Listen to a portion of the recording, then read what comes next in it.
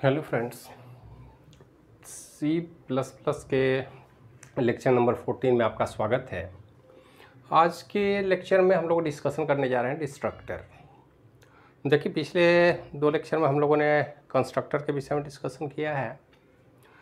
अब ये डिस्ट्रक्टर क्या है और क्या करता है, क्यों ज़रूरत है इसको समझने का प्रयास हम करेंगे। तो सबसे पहले अगर डिफ़ाइन करना हो तो हम बोल सकते हैं कि destructor is an instance member function of A class. Instance member function तो हम जान रहे हैं, कंस्ट्रक्टर भी है, डिस्ट्रक्टर भी उसी तरह का इंस्टेंस मेंबर फंक्शन है। और भी हम जितना चाहें फंक्शन बना सकते हैं, लेकिन अगर हम डिस्ट्रक्टर बना रहे हैं तो रूल कंस्ट्रक्टर की तरह ही काम करेगा। डिस्ट्रक्टर का नाम भी वही होना चाहिए जो क्लास का नाम है। तो एक ऐसा फंक्शन जो क्लास के नाम के साथ बना हो वो कंस्ट्रक्टर होता है और वही डिस्ट्रक्टर भी होता है। लेकिन अंतर क्या है दोनों में, उसको समझने की कोशिश करेंगे। The name of the constructor is same as the name of class but preceded by tilde character. मतलब जरा सा देखिए, मान लेते हैं एक क्लास हम बनाते हैं, क्लास अल्फा। इसके अंदर कुछ वेरिएबल ले ले, इंट ए, इंट बी। अब इसके बाद यहाँ हम पब्लिक फंक्शन बना लें। अगर हम फंक्शन बनाते हैं अल्फ़ा, तो ये जो फंक्शन होगा ये हमारा कंस्ट्रक्टर है। लेकिन अगर हम टिल्ड कैरेक्टर के साथ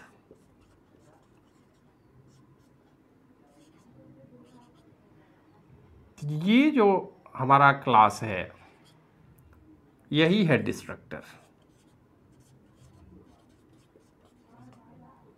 ये कंस्ट्रक्टर, क्योंकि सेम नेम है फंक्शन का। आप देख लीजिए, जो क्लास का नाम है वही यहाँ भी है, और यहाँ टिल्ड कैरेक्टर के साथ हमने सेम नेम अगर इस्तेमाल किया है तो इसको हम बोलते हैं डिस्ट्रक्टर। तो इंस्टेंस मेंबर फंक्शन है, नेम सेम होगा जैसे क्लास का होगा, केवल टिल्ड कैरेक्टर शुरू में हम लगा देंगे तो वो डिस्ट्रक्टर माना जाएगा। Destructor can never be static, ये स्टैटिक मेंबर फंक्शन नहीं है। इस बात को ध्यान में रखेंगे, कभी भी स्टैटिक नहीं बनाएंगे इस फंक्शन को। Destructor has no return type. अब डिस्ट्रक्टर एक ऐसा फंक्शन है जो इसमें किसी तरह का रिटर्न टाइप की बात नहीं है, कुछ रिटर्न नहीं करेगा। रिटर्न किया ये लेता भी नहीं है। डिस्ट्रक्टर टेक्स नो आर्गुमेंट, ना ये कुछ लेगा ना कुछ देगा। ये सिंपल फंक्शन है जो ना कुछ रिसीव करेगा ना कुछ रिटर्न करेगा। ये बात ध्यान में रखेंगे। अगर कुछ टेक नो आर्गुमेंट, कोई आर्गुमेंट नहीं लेता तो इसका सीधा मतलब है कि no overloading is possible. Destructor की कोई ओवरलोडिंग नहीं हो सकती है। ऑब्जेक्टिव में पूछा जा सकता है आपसे, तो इस बात को ध्यान में रखेंगे कि डिस्ट्रक्टर फंक्शन में ओवरलोडिंग संभव नहीं है, नहीं कर सकते आप। इसके बाद आता है कि destructor is invoked implicitly when object is going to destroy. अब इसका क्या मतलब है? देखिए, ऑब्जेक्ट कोई भी फंक्शन है तो ऑब्जेक्ट एक वेरिएबल है। ऑब्जेक्ट जो है वो क्या है, एक्चुअल में हम क्लास का इंस्टेंस, क्लास डेफिनेशन है, ऑब्जेक्ट उसका एग्जाम्पल है। आप ऑब्जेक्ट एक डेटा टाइप की तरह अगर सोचें कि एक नया ऑब्जेक्ट क्रिएट कर रहे हैं तो क्लास टाइप का एक वेरिएबल बना रहे हैं आप। तो उस वेरिएबल को जब भी आप किसी फंक्शन को कॉल करेंगे या वेरिएबल को कॉल करेंगे तो उनका एक स्पेसिफाइड एरिया होगा, और जो ही हम उस एरिया से बाहर जाएंगे हमारा ऑब्जेक्ट डिस्ट्रॉय हो जाएगा। फंक्शन तो निश्चित रूप से डिस्ट्रॉय हो जाएंगे। तो कोई ऑब्जेक्ट अगर बनता है तो क्या करता है, अब इसको अगर हम समझ लें तो हम आसानी से समझ लेंगे कि destructor is invoked implicitly when object is going to destroy कब होगा। और इसके साथ साथ एक बात और है कि destructor should be defined to release resources allocated to an object. तो ऑब्जेक्ट जो बनाते हैं वो उसमें रिसोर्स कैसे एलोकेट करते हैं, इस पर ज़रा डिस्कशन हम कर ले ताकि हमको समझने में कोई दिक्कत नहीं हुई। तो अब इसको ज़रा सा हम थोड़ा सा हटा दें और हम ऐसा मान के चलें कि हमने एक ऑब्जेक्ट बनाया। तो ऑब्जेक्ट कैसे बनाएंगे, अभी इसी एग्जाम्पल की बात करें, अल्फ़ा A1। इसका मतलब क्या हुआ कि A1 एक ऑब्जेक्ट बन गया। इस ऑब्जेक्ट में हमने दो वेरिएबल लिया था, A और B। तो जब भी ये ऑब्जेक्ट A1 हमने बनाया, इसमें दो वेरिएबल तो निश्चित रूप से बन गए, आई ऑटोमेटिकली बन जाएंगे। इसके लिए अब इसको कॉल करने के लिए अगर हम कंस्ट्रक्टर की बात करें तो हमें ऑब्जेक्ट भी बनाने की ज़रूरत नहीं है, डायरेक्ट इन्वोक किया जा सकता है। तो जो ही हम इसको क्रिएट करते हैं ऑटोमेटिकली वो ऑब्जेक्ट रियल लाइफ ऑब्जेक्ट बन जाता है और इसमें वैल्यू का असाइनमेंट हम जो चाहें ज़रूरत पर हम कर सकते हैं। अगर कंस्ट्रक्टर बनाते समय ही वैल्यू डिफाइन कर दिए हैं तो वैल्यू भी इसमें ऑटोमेटिक चला जाएगा। अब देखिए ये एक फंक्शन के थ्रू क्रिएट होगा। अब फंक्शन जब हम कॉल करेंगे, पब्लिक फंक्शन है कंस्ट्रक्टर या डिस्ट्रक्टर, तो पब्लिक फंक्शन है, कॉल करेंगे तो निश्चित रूप से ऑब्जेक्ट क्रिएट होगा और क्रिएटेड ऑब्जेक्ट में वेरिएबल बना दिए जाएंगे। लेकिन अब थोड़ी देर के लिए ऐसा सोचिए कि इसमें एक वेरिएबल और हमने बनाया है, एक सी टाइप का वेरिएबल है और सी एक पॉइंटर टाइप का वेरिएबल है। ज़रा सा ध्यान रखिए। तो पॉइंटर क्या करता है, किसी एड्रेस को पॉइंट करेगा। अब एड्रेस तो कहीं दूसरे जगह बनेगा, कोई हो सकता है एक y नाम का वेरिएबल हो जिसको ये पॉइंट कर रहा हो। तो डिस्ट्रक्टर का मेन रोल यही है। देखिए अब यहाँ पर हमारा कहना है कि सिंपल वेरिएबल आप बनाते हैं, ऑब्जेक्ट डिस्ट्रॉय हो जाता है तो वेरिएबल भी ख़त्म हो जाते हैं। कोई भी फंक्शन आप बनाते हैं, फंक्शन जब ख़त्म होता है तो आपका उसके डेटा भी ख़त्म हो जाते हैं। जो भी रिटर्न करना है फंक्शन रिटर्न करके आउट ऑफ मेमोरी हो जाता है, वहाँ से हटा दिया जाता है। लेकिन ज़रा इसके विषय में आप गौर कीजिए कि एक ऑब्जेक्ट हमने बनाया और उसमें फंक्शन के थ्रू हमने कुछ वेरिएबल बनाए। अब वेरिएबल हम जानते हैं कि दो तरह के बना सकते हैं, एक तो सिंपल वेरिएबल इंट फ्लोट कैर से बना सकते हैं, पॉइंटर वेरिएबल भी तो बना सकते हैं ऑब्जेक्ट में। और जब भी पॉइंटर वेरिएबल हम बनाते हैं तो हमें पता है कि पॉइंटर वेरिएबल कोई डेटा एक्सेस नहीं करता, ये तो किसी दूसरे वेरिएबल का एड्रेस पॉइंट करता है। अब आप थोड़ी देर के लिए विचार करें कि ऑब्जेक्ट हमारा डिस्ट्रॉय हो जाता है, ये ऑब्जेक्ट डिस्ट्रॉय हो गया, क्या ये मेमोरी भी डिस्ट्रॉय हो गया? ये तो कहीं ना कहीं जगह लिए हुए है मेमोरी में, और मेमोरी में अगर ये पॉइंटर के थ्रू एक्सेस हो रहा था, इसका पॉइंटर ही डिलीट हो जाता है, हट जाता है, तो मेमोरी तो यूजलेस हो गया, क्योंकि अब हम किसी तरीके से इस मेमोरी को एक्सेस नहीं कर पाएंगे क्योंकि इसका एक्चुअल जो पॉइंटर था वो तो डिलीट हो गया। जब पॉइंटर डिलीट हो जाए तो उस मेमोरी को रिलीज करने का हमारे पास कोई विकल्प नहीं है। तो ऐसी स्थिति में हम कंस्ट्रक्टर को जब भी बनाते हैं तो हमारा प्रयास होता है कि कंस्ट्रक्टर जब भी डिस्ट्रॉय हो तो अपने द्वारा एलोकेट किए गए हर उस मेमोरी को भी वो रिलीज कर दे, क्योंकि अब ये इस तरह से अगर हम मेमोरी वेस्ट करेंगे तो हमारे पास मेमोरी कम पड़ जाएगी प्रोग्रामिंग के लिए। और इस तरह की मेमोरी को डिस्टर्ब करने डिस्ट्रॉय होने के बाद भी अगर मेमोरी ऑक्युपाई रहता है तो हमारे किसी यूजलेस हो जाएगा, किसी काम का ही नहीं है। तो एक प्रोग्रामर का सबसे बड़ा चैलेंज है कि सिर्फ प्रोग्राम नहीं बनाना, आपको मेमोरी का भी मैनेजमेंट का ध्यान रखना, अननेसेसरी मेमोरी बर्बाद ना हो। इसके लिए अगर हमारे कंस्ट्रक्टर में कहीं ना कहीं अगर पॉइंटर वगैरह है या कोई और रिसोर्स वो एलोकेट कर रखा है, ऑक्युपाई कर रखा है, तो जब भी हम ऑब्जेक्ट को डिस्ट्रॉय करें हमारा ऑटोमेटिकली वो सारे लिंक भी फ्री हो जाए। तो डायनेमिक मेमोरी एलोकेशन में हम आप पढ़े थे मैलोक, कैलोक, रियलोक और फ्री मेमोरी, वहाँ तो फ्री कर लेते थे, लेकिन यहाँ ऑब्जेक्ट के केस में तो हम फ्री कर नहीं पा रहे हैं। तो यहाँ के लिए सबसे बढ़िया व्यवस्था है डिस्ट्रक्टर। आप डिस्ट्रक्टर का इस्तेमाल करें और डिस्ट्रक्टर ऑटोमेटिकली इनिशियलाइज, देखिए destructor is invoked implicitly when object is going to, जब भी डिस्ट्रॉय होने जाएगा तो अपने सारे मेमोरी को रिलीज करके और वो बाहर जाएगा। Destructor should be defined to release resources allocated to an object. तो इस बात को ध्यान में रखना होगा कि डिस्ट्रक्टर एक ऐसा मेंबर फंक्शन है जिसका नाम क्लास के नाम पर होता है। टिल कैरेक्टर से स्टार्ट करते हैं ताकि आसानी से पहचान हो सके इनकी।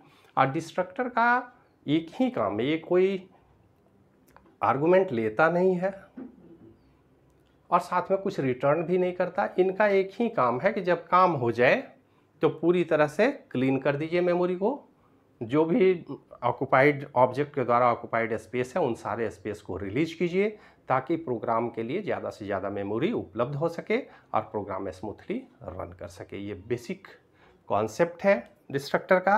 इस पर बस एक छोटा सा प्रोग्राम बनाते हैं और उसके बाद और क्लियर वे में हम समझ पाएंगे। तो इसको रब करते हैं फिर आगे बढ़ते हैं।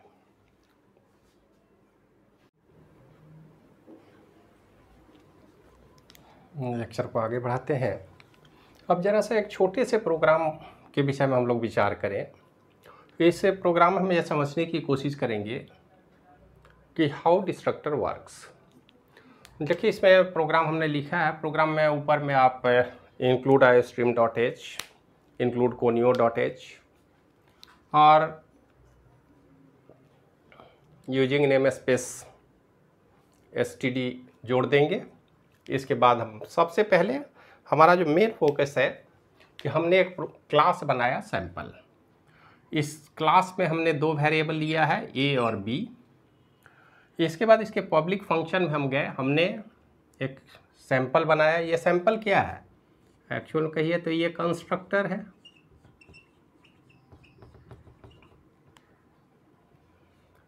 और कंस्ट्रक्टर के थ्रू हमने इनिशियलाइज भी कर दिया a और b का वैल्यू 10 और 20। इसके बाद हमने डिस्ट्रक्टर बनाया, ये यहाँ पे हमारा डिस्ट्रक्टर है।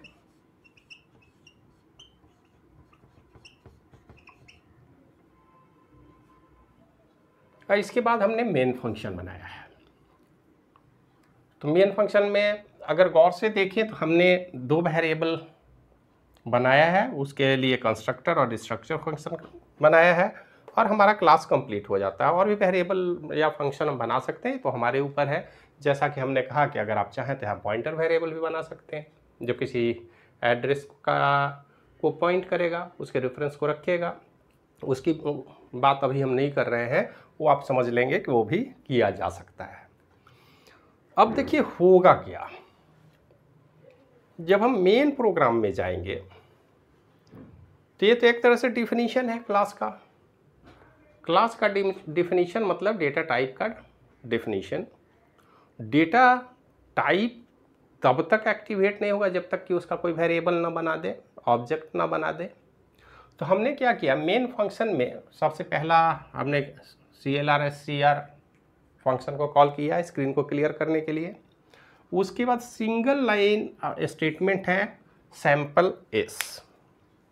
सैंपल एस कहने का क्या मतलब हुआ कि हमने एक एस टाइप का वेरिएबल कॉल किया और इस वेरिएबल को जब आपने कॉल किया तो यहाँ पर ए और बी दो तरह के वेरिएबल बन गए ऑटोमेटिक, क्योंकि कंस्ट्रक्टर इसके साथ ही कॉल हो जाएगा। एस डॉट सैंपल लिखने की कोई आवश्यकता ही नहीं है। अगर दूसरे नाम से कोई फंक्शन होता तो हम कॉल करते डॉट ऑपरेटर से, लेकिन यहाँ डॉट ऑपरेटर की ज़रूरत नहीं है। जो ही आपने एस ऑब्जेक्ट क्रिएट किया ऑटोमेटिकली यहाँ पर वैल्यू भी आ गया और साथ में वैल्यू का असाइनमेंट भी हो गया 10 और 20। कंस्ट्रक्टर इन्वोक हो गया, वैल्यू को असाइन कर दिया, ये मेमोरी आपका ऑक्युपाइड हो गया। अब आप सोचिए कि इंट टाइप का कोई पॉइंटर होता तो पॉइंटर भी यहाँ बन जाता, लेकिन जब ये ऑब्जेक्ट आपने क्रिएट किया तो एक्चुअल में आपने मेमोरी में स्पेस एक्वायर कर लिया। अब एक ऑब्जेक्ट है आपके पास एस, एक वेरिएबल है किस टाइप का, सैंपल टाइप का, और उसमें दो वैल्यू इंटीजर टाइप के ए और बी रखे गए हैं। इनका साइज क्या होगा, 32 बिट कंपाइलर की अगर हम बात करें तो ये 4 बाइट स्पेस ले लिया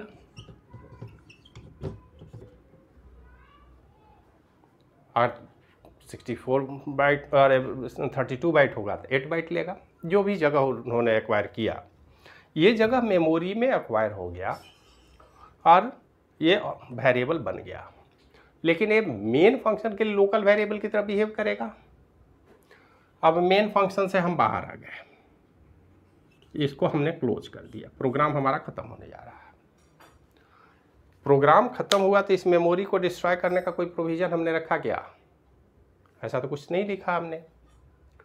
अब ये जो मेमोरी स्पेस एक्वायर्ड है इस ऑब्जेक्ट के द्वारा, जो ही आप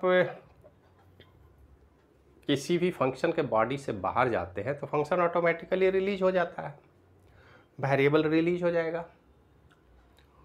अगर वेरिएबल रिलीज होता है तो ये ऑटोमेटिकली हटा दिए जाएंगे। और ये काम कौन करेगा?